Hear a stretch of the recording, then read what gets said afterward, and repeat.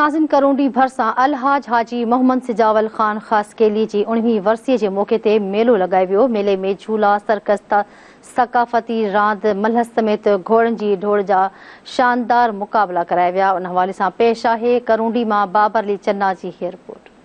करोंडी भरसां अलहाज हाजी मोहम्मद सिजावल खान खासकेली जी 19वीं वरसीअ जे मौक़े ते मेलो लगायो वियो। मेले में झूला, सर्कस, सकाफ़ती रांद, मल्ह ऐं घोड़नि जा डोड़ जा बि शानदार मुक़ाबला कराया विया। उन मौक़े ते अॻुवाणनि धरती टीवी न्यूज़ सां ॻाल्हाईंदे चयो त माण्हू हींअर तव्हां ॾिसो था पिया त पंहिंजे हिन एंटरटेनमेंट इन जे हवाले सां नंढनि मासूमनि ॿारनि समेत अचनि था।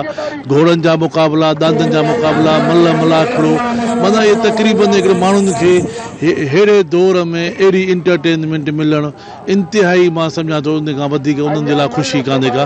असां 19वीं वरसी आहे, जेको बि असांजो हाल आहे दोस्त संगत जो घोड़ा उठ दांद जो मलाखड़ा थियनि था, सिंधी सकाफ़त आहे। उन में पाड़े वारनि जी दोस्तनि जी संगत जी महिरबानी आहे। जी आवाम आहे या ग़रीब आवाम उन सां काफ़ी शौक़ु करे ऐं पहलवानी ॾिसे थी। इंशाल्लाह ही जेके असांजी पहलवानी आहे वॾी लेवल ते पहुतल आहे। धक बि ॾींदा आहिनि घोड़ा, कॾहिं किरंदा बि आहियूं घोड़नि समेत किथे को। बाक़ी ख़ासि करे घोड़ो केराईंदो न आहे। घोड़ो जे केराईंदो बि त बीही रहंदो। घोड़ो मलाइका, घोड़ो नबी जी सवारी आहे, घोड़ो दुलदुल आहे। असांजो हिकिड़ो दिली इश्क बि आहे ऐं इन में नालो बि आहे। हिकिड़ो रूह ख़ुशि थिए थो ऐं दुनिया में हिकिड़ो कुर्ब वधे थो। मलाखड़ा असां पाण ख़र्च करे हिते ईंदा आहियूं, इज़त भरियो इज़त वठी वेंदा आहियूं, आवाम जी वाह वाह मिलंदी आहे। घोड़नि जी खुराक जेकी जे माण्हू खाराए सघे थो शौक़ में। असां बादाम बि ॾींदा आहियूं, गिह बि खाईंदा आहिनि, चणा बि खाइनि, अन्न बि खाइनि ऐं साओ गाह बि खाइनि। जेकी शइ माण्हू शौक़ में खाराए सघे थो।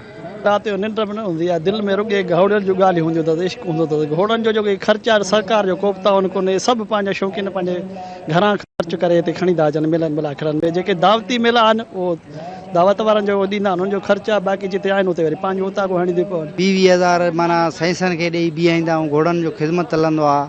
5-5 किलो घोड़ो वेले ते अन्न खाईंदो आहे, चणो खाईंदो आहे, गिहु मखण। कैमरामैन अली रज़ा बुपोट सां गॾु बाबर चनो, धरती टीवी न्यूज़।